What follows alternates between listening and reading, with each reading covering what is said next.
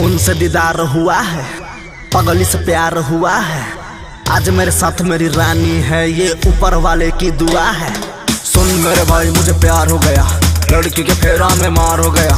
बारिश में भीज के कैल रही मिलने, यही से हमके बुखार हो गया।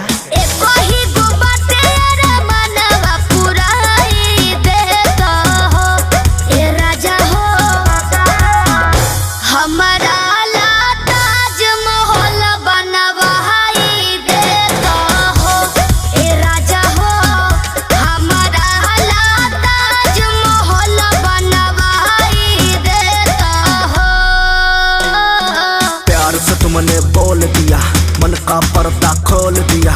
नजर से नैना चार को तुमने आज पैसों से तोल दिया। कोई बात नहीं, हाँ कोई बात नहीं। प्यार को चढ़ने दो परमान, उस दिन मैं ताज बना दूंगा। आजा कवारी में, घर के पिछवारी में। जींस विंस क्या पहन रही, अच्छी लगती हो सारी में।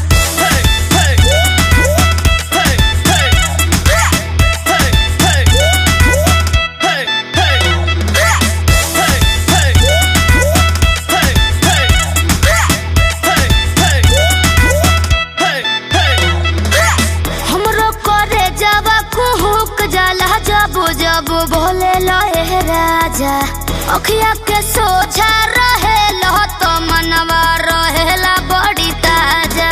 तोरा के जब से पटाया हूँ, पापा से बहुत पिटाया हूँ। प्यार के दुश्मन दुनिया था, मैं दुनिया को ठुकराया हूँ। मेरी रानी मेरी सोना, प्यार से कुछ भी कहो ना। सही लगेगा मेरे पास आ, ठंडा नहीं लगेगा। क्या हुआ?